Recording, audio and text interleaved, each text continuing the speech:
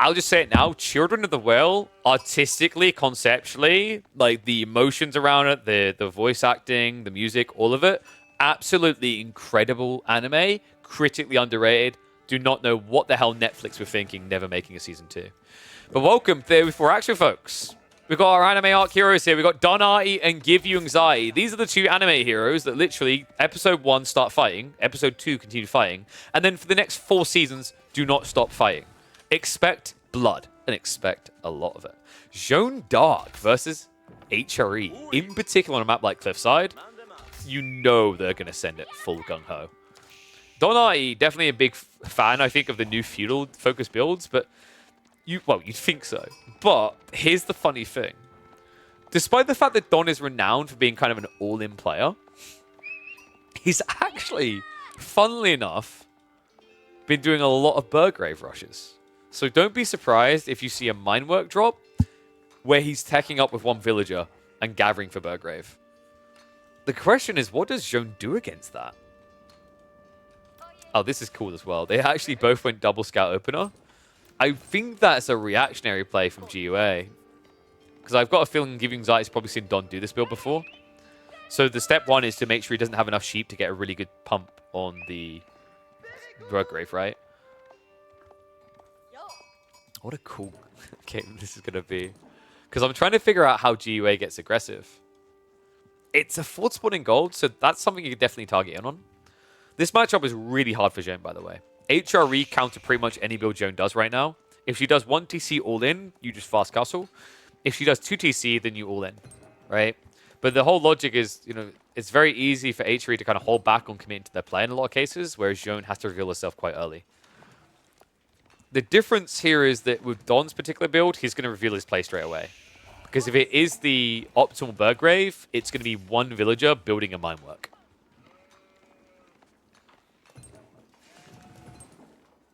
Yeah, I was just saying, Johan, I think the double scout was a reactionary from GUA. I don't think he'd normally do this, but it's because it's Don, right? And he knows what Don is going to try to do. Because Don has pretty much just been doing one build with the HRE non-stop.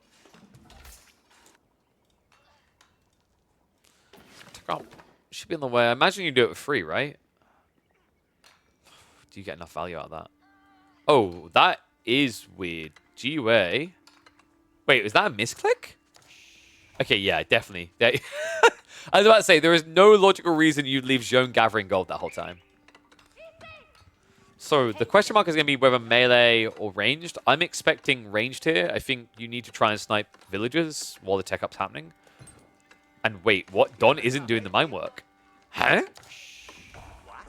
Is this because of the spawn? Yeah, that's interesting. I think Don is not doing mine work because of the spawn. It's like typically Don likes to do mine work into Burgrave, but in this particular game, if you do that, with the amount of sheep you've got, you're going to have to go into the deer. So by going on the wood line like this, he can transition farms as he Burgraves. Because like any other civ that doesn't have feudal cav in the heavy form, you can just kind of risk going to the deer.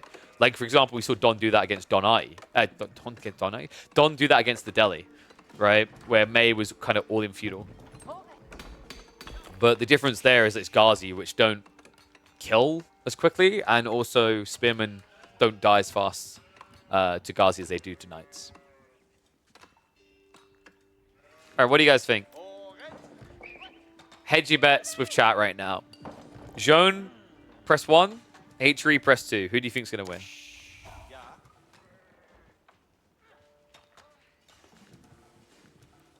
Because if this is a Burgrave, I'm fairly confident it's done. What intrigues me, though, I'm not the biggest fan of this Arkan build with 1. Because I think at this stage, Arkan's worth building with 4 or 5 to buff the whole economy. Like, you're losing out on more eco by doing it this way, right? It makes sense for his minework build. I just don't think it makes sense for his Arkan. And wait, what? That's a lot of stone. Is that to fortify, or is he going 2 TC? That has to be to fortify. Okay, so we're up to 2 villages. That's an improvement, guys. We now have Don with 100% more workers. This is such a long wait on attack timing. What a wild build. This can't be 2 TC. No, 2 TC would be crazy. Why would you even do 2TC here? Of all the plays that put you ahead of Jeanne, like, this is probably the more underwhelming one to choose. But 210 stone is hard to explain otherwise, right? Because you only need a little bit over 100 per outpost. And he hasn't started upgrading, so this is 2TC. Okay, this build is just... It feels unhinged, man. There we go. He has committed it, right? Because he has to wait for the age up. But, like, he definitely overgathered here. Arrow slits and fortification on both. He just had us baited on the edge of our seat there. Now we go full send it. And GUA has made the right choice. He goes archer form. Oh, wait. But I guess he doesn't feel like he can do any damage. But this is kind of like just rolling over and admitting defeat. He's got his first night out, but he can't do anything. Jeanne is just wasting time playing with Pumbaa. Timon isn't going to come to save the day. But actually, I think, you know, Don's just Timon in this situation, right? And he's ready to kick ass and chew bubblegum. Because G-Way's rushing castle. For arbitrary, I guess? On such a short map, that's dangerous, though. I could see this build maybe working on Dry Arabia because you're far enough away, you get time to build arbitrary. But this is a claustrophobic map. You start that close. So a Burgrave spam is going to overwhelm you before you get arbitrary out. What a curious choice by GUA.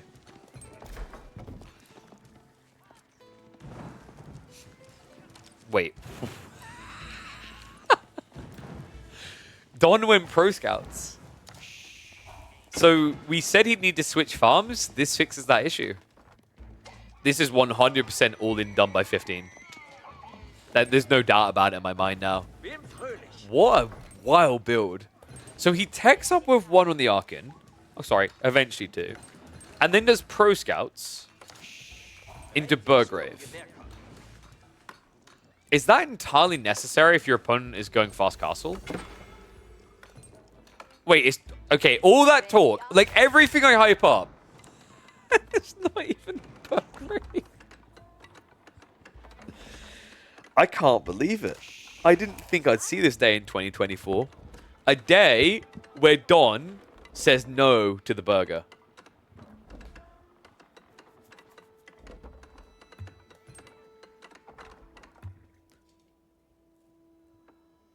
I'm just taking a moment to mentally reset. From the Archon detail to now the Regnant switch, this is just wild. So did drop-offs coming in for free. I don't think Givyungzai even knows that he went pro scouts because he's taken the safety first, right? He has at least got horsemen out in the flanks, scouts as well as Jeanne. So he's guarding a lot of these relic locations.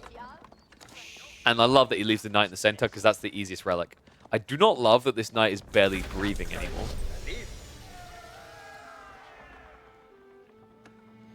And yes, agreed.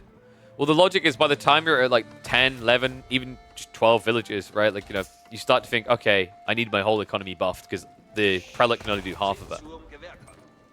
Double stables coming. So we're just going for a traditional build then. After all that, after the weirdest Archon opening I've seen in a very long time with the HRE, it's just old school HRE boom. Looks like we got survival techniques coming out on the other side. That could get very annoying if Don just comes in and starts yoinking away.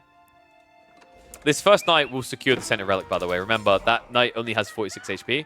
Also, on top of that, Jeanne hates fast castling civs for a very good reason here, folks. Guess what that first knight can do to Jeanne? I can't tell you, because otherwise I'll get demonetized. I need to censor it. There's going to be a lot of blood. Double prelate pull. What? Kind of an unnecessary XP feed, but Don's gonna... Yeah. I guess he got 2 smites out of it. Yeah, Givyungzai can't go back in to finish the job now. Meanwhile, wait, did he hide that? I don't know. Givyungzai definitely sees that now, surely.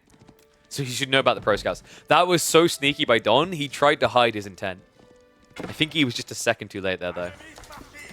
So 1 relic on the way home. Soon to be 2.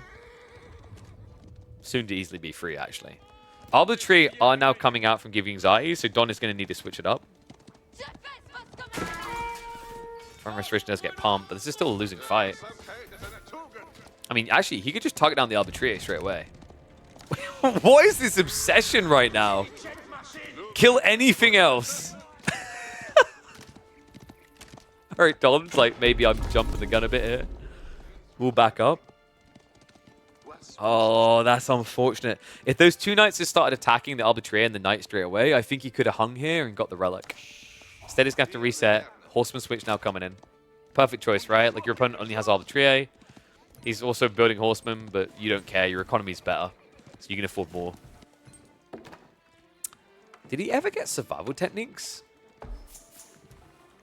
I have so many questions about this build, man.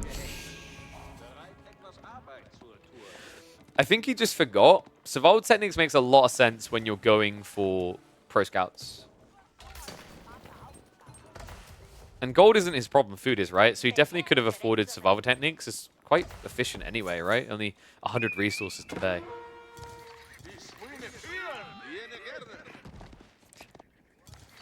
You know what the funny part is? Even though I probably categorize this build as maybe quite messy and didn't necessarily feel 100% optimal for Don, it's still HRE versus Jeanne, right? Like, I hate to be negative about Jeanne here, but she doesn't have an easy time, especially when she's one-dimensioning like this, and the opponent is doing the same.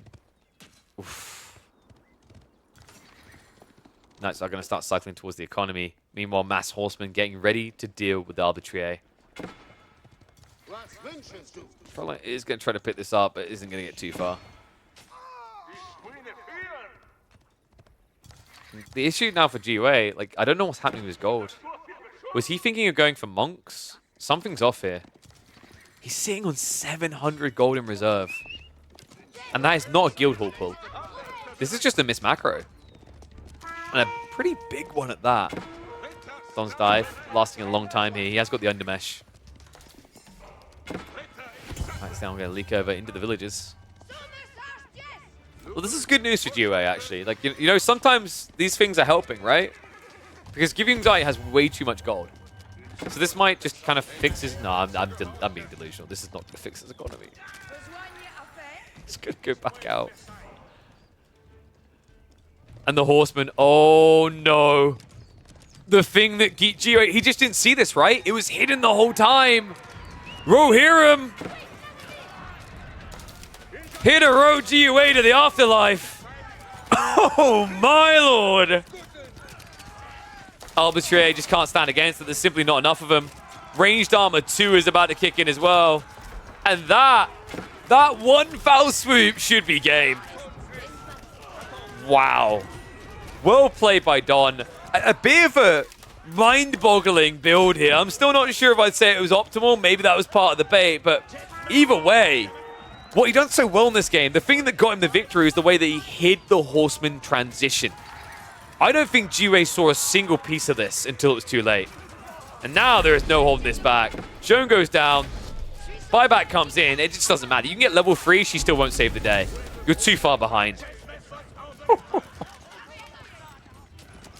And what does he do? Arbitrary mopped up. Back to knights. Damn. Who needs to build Raxes as HRE? What lame-o is building archery ranges? All you need are ponies.